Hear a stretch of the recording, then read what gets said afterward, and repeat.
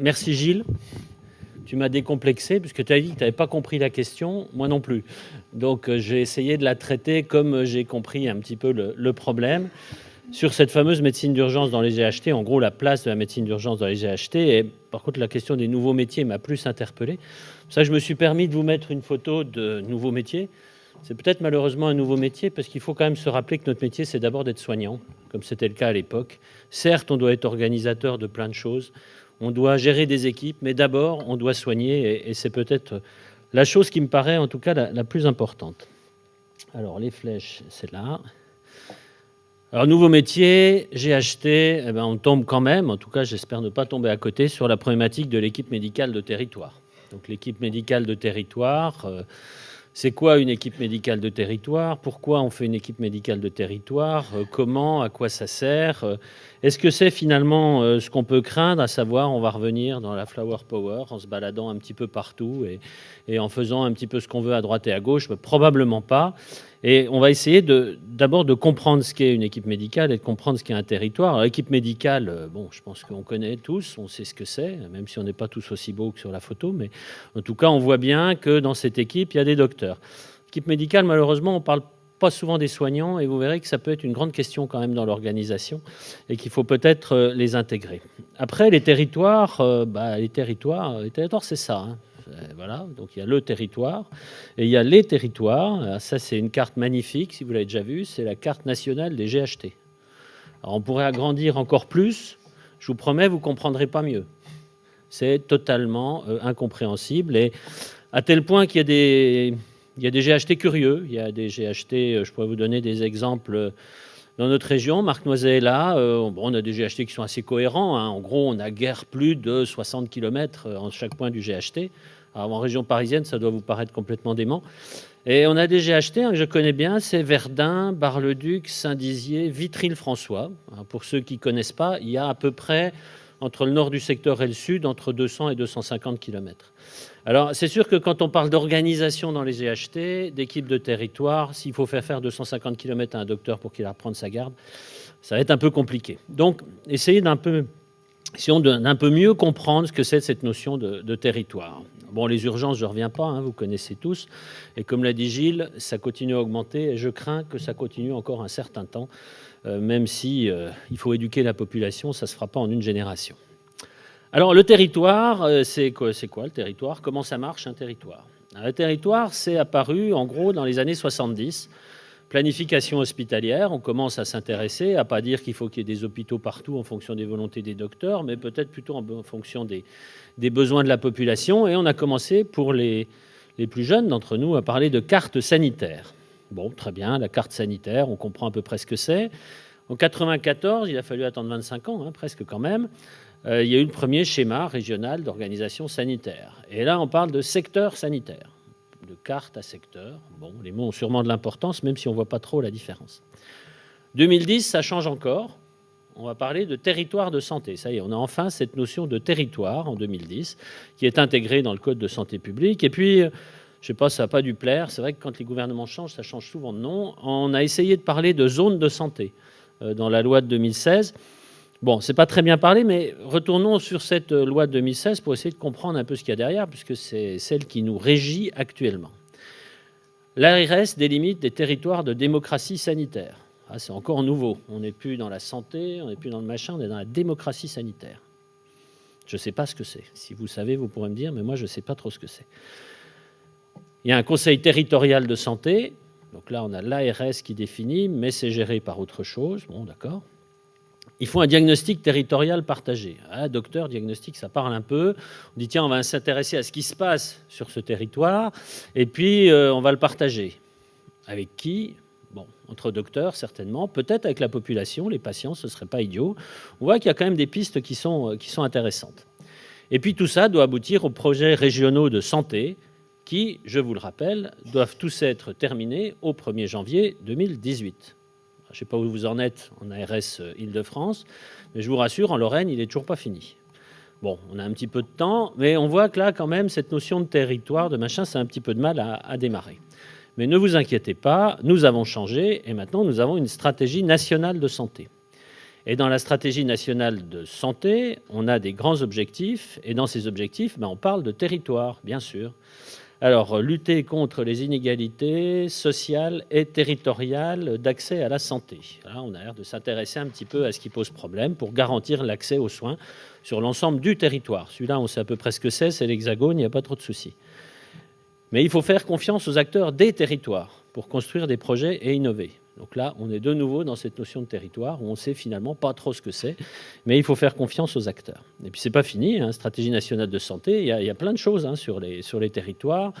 Il faut améliorer l'attractivité des territoires, il faut favoriser la venue des étudiants et des internes dans les territoires fragiles, il faut s'appuyer sur la responsabilité territoriale, et il faut plein d'autres trucs qui tournent autour de cette notion de territoire. Donc on voit bien que finalement, même si on ne sait pas trop ce que c'est, le territoire de santé a l'air d'être au cœur de notre préoccupation actuelle. Alors, là aussi, un autre axe, transformer l'offre santé des territoires pour répondre aux nouveaux besoins de la population. Ça peut nous dire quelque chose, parce que rappelez-vous, on a parlé dans la loi de 2016 de diagnostic territorial. Donc là, on se dit, peu ou prou, ça doit répondre aux besoins de la population. Alors, ce qu'il faut retenir sur le territoire, avant d'essayer de voir comment ça fonctionne, c'est que de toute évidence, c'est important, parce que ça fait des années que c'est dans tous les textes. Donc, il faut faire attention. Que l'ARS est à la manœuvre, c'est le patron. Ce qui est plutôt intéressant, c'est que c'est basé sur les besoins de la population dans un principe d'accès aux soins. Là, on entre dans des choses qui nous concernent un petit peu plus, donc c'est pas mal. Qu'il y ait un diagnostic partagé. Alors, vous le partagez avec qui vous voulez, mais on comprend bien qu'on doit pouvoir le partager quand même avec les représentants des usagers, avec les représentants politiques. Enfin, on doit tous être d'accord, en gros, sur ce qui se passe dans le territoire. Ça, c'est plutôt bien. Et puis qu'il y a un outil de planification pour ces territoires qui va tout nous résoudre et répondre à toutes nos questions, qui s'appelle le PRS, le Plan régional de santé, lorsqu'il sera bien entendu fini. Alors, notre notion de territoire, en tout cas celle que SAMU Urgences de France avait mis en avant, vous m'excuserez de faire cette petite diapo, il n'y en a qu'une, je précise, avec SAMU Urgences de France. On avait parlé déjà de cette notion de territoire, mais en essayant de concentrer les territoires sur les besoins de la population, et on était un peu iconoclaste, on l'est toujours des fois un petit peu, pas trop, je vous rassure, c'était de parler de territoire de santé d'urgence, de dire finalement, autour de la médecine d'urgence, autour du concept d'urgence, on a des flux de patients.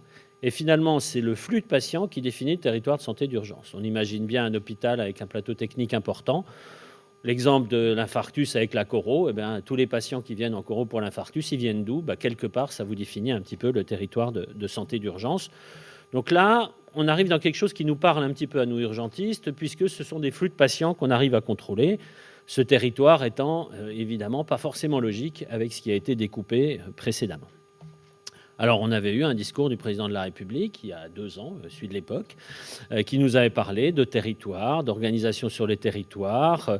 Être urgentiste, c'est exercer une médecine pour un territoire plutôt que pour une patientèle déterminée. Moi, j'aimais bien cette phrase.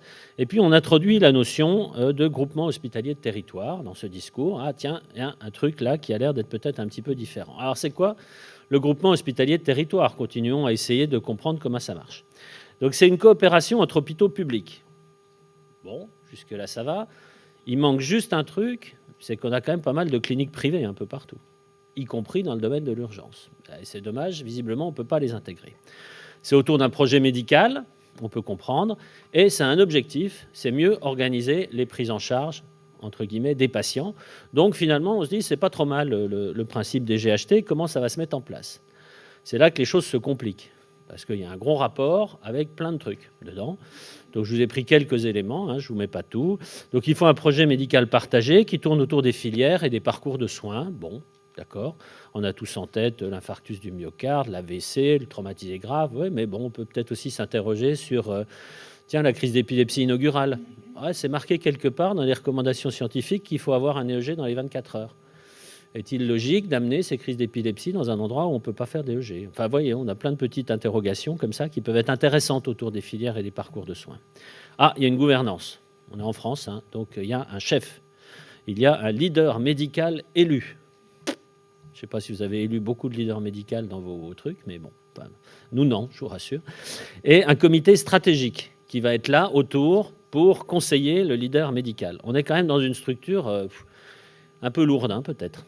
Et puis, il y a des pôles inter-établissements. Bon, ça c'est logique. On dit que les GHT doivent pouvoir être entre plusieurs établissements, donc on va mettre le pôle inter-établissement. Un pôle d'urgence inter-établissement, ça peut nous parler.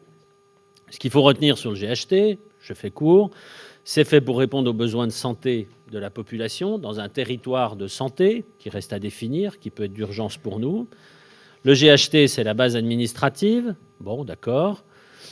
Il faut un projet médical partagé, toujours. On est toujours dans la même logique. Et puis, on peut faire des pôles inter-établissements. Bon, on commence à voir un petit peu l'organisation administrative de tout ça. Alors, quelle place pour la médecine d'urgence dans ce système qui a l'air quand même d'être extrêmement administratif? Urgentiste, nous avons plusieurs caractéristiques. Le premier, c'est que très probablement, dans notre code génétique, est imprimée la notion de territoire de santé. Tous les urgentistes que je connais, j'espère que je ne me trompe pas, ont quand même une vision beaucoup plus globale et beaucoup plus élargie de ce qui se passe autour d'eux, ne sont pas concentrés sur leur seul service d'urgence et leur box, mais ont une vision de ce qui se passe dans l'hôpital et une vision de ce qui se passe avant l'hôpital. L'expression la plus visible, c'est quand même la régulation médicale. On est bien dans une logique là de territoire, alors départemental, supradépartemental, infradépartemental, mais en tout cas de territoire, et on voit bien que ça nous parle, qu'on est fait pour exercer cette médecine à l'échelle d'un territoire. L'urgentiste est également le spécialiste du parcours de soins. Ça tombe bien, puisque c'est justement organiser les filières et parcours de soins qui est un des objectifs des GHT. Le parcours de soins que l'on détermine tous les jours en régulation, ou quand un patient arrive aux urgences, où on va décider qu'il va en circuit court, en circuit long, en ZAD, j'aime bien la ZAD, ou alors dans différentes structures, et en régulation, on va l'orienter vers tel hôpital plutôt qu'un autre. Donc finalement, on n'est pas trop mal dans notre structure. Et puis on a quand même tous un objectif qui est de maintenir nos compétences, d'avoir une activité suffisante, alors certes en accueil des urgences, mais aussi en prise en charge d'urgences graves qui vont nécessiter des gestes techniques. Et pour maintenir ces compétences, c'est comme tout, il faut le faire le plus souvent possible. Et là se pose la question de centres à faible activité, qui ont peut-être une activité de déchocage pas très fréquente, et le besoin pour ces urgentistes d'améliorer un peu leur niveau de compétence ou de maintenir le niveau de compétence en allant travailler dans un centre avec une plus grosse activité. Donc on commence un petit peu là à se dire, tiens, finalement l'urgentiste, c'est un peu dans ses gènes cette notion de travailler sur un territoire, il est assez pro pour bien définir les flux de patients dans un territoire de santé, et en plus il a un intérêt à avoir cette activité partagée. Donc on a peut-être une piste qui est intéressante. Alors, n'oublions pas non plus un texte que tout le monde connaît, qui est quand même un texte fédérateur sur l'organisation du temps de travail des urgentistes, texte qui, quand même, met cette organisation du temps de travail, on l'oublie trop souvent, avec la notion d'une organisation territoriale des activités et d'un partage, quelque part, de la pénibilité, puisque ce texte est fait pour diminuer la pénibilité, c'est son premier objectif. Et donc, diminuer la pénibilité, c'est peut-être donner aussi la possibilité à des urgentistes travaillant dans des secteurs à forte activité d'aller se poser 5 minutes de temps en temps dans un secteur à plus faible activité, et inversement, le maintien de compétences de l'un en allant dans l'autre service plus important. Donc dans une logique un petit peu de gagnant-gagnant, et là on a une vraie logique territoriale, une vraie logique d'organisation autour de cette organisation du temps de travail. Alors bien sûr, est-ce qu'on va faire des urgentistes avec le sac à dos ou avec le combi Volkswagen de tout à l'heure qui vont se balader partout, et quels sont finalement la notion, alors avantage, inconvénient, on est docteur, on va parler en bénéfice-risque, ça parle mieux. Et qu'est-ce qui se passe ? Vous les connaissez tous, l'équilibre est extrêmement difficile à trouver. Quand on commence à se balader dans plein d'hôpitaux différents, on n'est nulle part, on n'a aucun investissement. L'organisation de son temps de travail peut être complexe, il y a les trajets, on ne travaille peut-être pas de la même façon. Et puis alors quand on ne travaille pas avec les mêmes logiciels, là c'est un vrai top. Vous passez d'un hôpital à l'autre, j'expliquais tout à l'heure à Agnès Ricard-Ribon, un coin où c'est extraordinaire dans notre GHT, je ne citerai pas l'hôpital, mais un hôpital à plus faible activité où on nous demande d'aller, je pense qu'il faut à peu près 1 an et demi avant de comprendre le fonctionnement du logiciel. Il faut à peu près mettre son mot de passe chaque fois qu'on change de mot, c'est des trucs déments, alors que tous les autres ont le même logiciel. Donc là aussi, c'est des choses à réfléchir quand on va vouloir organiser quelque chose. Et puis la représentativité, j'y reviendrai, la représentativité au sein de l'établissement même lorsqu'on est dans des équipes de territoire et qu'on Alors, il y a des avantages, on maintient ses compétences, on peut avoir un exercice plus diversifié, on viendra sur quelques exemples. Des postes où on va souffler un petit peu, on connaît mieux les gens, on va toujours aller chercher des bonnes idées ailleurs, hein. Il ne faut pas croire que parce qu'on est dans un hôpital, on est les meilleurs. Donc il y a quand même pas mal de trucs. Et puis il y a l'intérêt financier qui n'est pas négligeable non plus. Moi, je vois ça surtout avec les jeunes collègues qui commencent quand même avec des revenus limite décents. Et voilà, c'est quand même intéressant aussi d'avoir une activité ailleurs, puisqu'il y a cette fameuse prime d'exercice territorial. Quand elle est payée, nous, ce qui nous concerne, on attend toujours, mais ça va venir. Alors, ce qui existe déjà, qu'est-ce qui existe déjà? Je vous montre ce qui existe dans notre GHT, dans notre pôle interétablissement d'urgence, puisqu'on vient juste de décider de faire un pôle interétablissement d'urgence. Participation à la régulation médicale, bah oui, il y a une plateforme de régulation médicale et les médecins des services d'urgence qui ne sont pas avec la régulation médicale viennent réguler pour faire non seulement maintenir leurs compétences, mais aussi changer un petit peu leur activité. Il y a des postes partagés. Alors ça, le poste partagé, il y a les fameux postes d'assistants partagés entre le CHU et les postes périphériques. Chez nous, ça ne marche pas bien, peut-être parce qu'on a des kilomètres qui sont un petit peu plus longs. Donc le poste partagé, la plupart du temps, ça se traduit par il doit aller 6 mois au CHU pour valider son desk, et puis voilà, il revient après. Mais c'est nous qui le payons. Enfin bon, ça c'est des arrangements locaux. Mais en tout cas, voilà, pour l'instant, moi, ma vision du poste partagé, elle est un peu limitée, elle est un peu comme ça. Les exercices multisites au sein d'un même établissement, bah oui, on a entre Metz et Thionville la chance d'avoir un établissement bisites. Alors c'est des vrais bisites, hein, il y a 40 km entre les deux. Eh bien, on a des praticiens qui travaillent sur les deux sites et sur la base du volontariat, et ça se passe très bien. Les coopérations civilo-militaires, il n'y a plus beaucoup d'hôpitaux militaires, j'ai la chance d'en avoir un, et on a maintenant une équipe d'urgentistes qui est totalement partagée, avec des urgentistes civils qui vont au niveau du service d'urgence militaire, et inversement, là aussi, pour un maintien de compétences et pour diminuer un petit peu la pression d'activités très, très lourdes. 60 000 passages d'un côté, 20 000 passages de l'autre, ça permet de respirer un petit peu de temps en temps. Et puis, donc, le pôle interétablissement, alors là, je ne vous en dirai pas plus, si ce n'est des volontés qui sont pour l'instant très intellectuelles, puisqu'on crée ce pôle interétablissement d'urgence entre 4 établissements de santé, et on va voir un petit peu quelques idées de projets de pôle qui ont été déposées, mais on va voir un peu comment on arrive à articuler tout ça. Ce qui existe déjà, là je l'ai mis volontairement, mais Gilles en a parlé, la mutualisation de la régulation médicale, dans le sens où un urgentiste, eh bien, chez moi, puisque je peux dire chez moi à Metz, ils font tous de la régulation médicale, du SMUR et des urgences. Et quand ils sont en SMUR, soit ils donnent un coup de main en régule quand il y a des coups de bourre, soit ils sont aux urgences à donner un coup de main. Et il y a effectivement des équipes qui tournent en permanence, ça ne pose pas de problème. Rien que démarrer ça, avant de vouloir envoyer des gens dans des autres établissements, je pense que c'est la première marche totalement indispensable avant de parler d'équipe de territoire. Parlons déjà d'équipe au sein même de nos services. Alors ce qui existe déjà, il y a ça aussi. Alors Gilles, tu n'en veux pas des mercenaires, certes, mais malheureusement ça existe. Ça existe et il faut en tenir compte. Et le risque à vouloir faire des équipes de territoire, c'est qu'on aille vers ce type de mercenariat. Alors peut-être pas pécuniairement, c'est dommage pour eux, mais en tout cas dans l'état d'esprit. C'est ce que je disais, on est partout, on est nulle part. En gros, on vient faire ses heures et on n'a aucune implication dans le service. Là, c'est le meilleur moyen aussi pour démotiver les troupes. Donc on a des choses bonnes qui existent, des choses moins bonnes. On va devoir faire un équilibre un petit peu complexe. Alors quelles pourraient être les conditions du succès? En tout cas, comme je les vois, et on pourra en discuter. Déjà, il faut un territoire défini et il faut éviter le nomadisme. L'équipe de territoire, elle est définie sur 2, 3, 4 hôpitaux et un praticien va sur 2 établissements. Il ne va pas sur 3 ou 4, parce que là, ça ne veut plus rien dire. Il faut un projet médical partagé et ne pas gérer la pénurie. Alors ça, c'est le super truc. Mais si, vous allez faire une équipe de territoire parce que vous avez suffisamment de docteurs. Par contre, il faut aller là-bas les aider parce qu'ils n'ont pas assez de docteurs. Bah oui, c'est sûr, mais nous, on n'en a pas assez non plus. Mais si, vous arrivez à faire votre planning. Bah oui, mais à quel prix? Donc, attention à ce piège qui est tendu en permanence.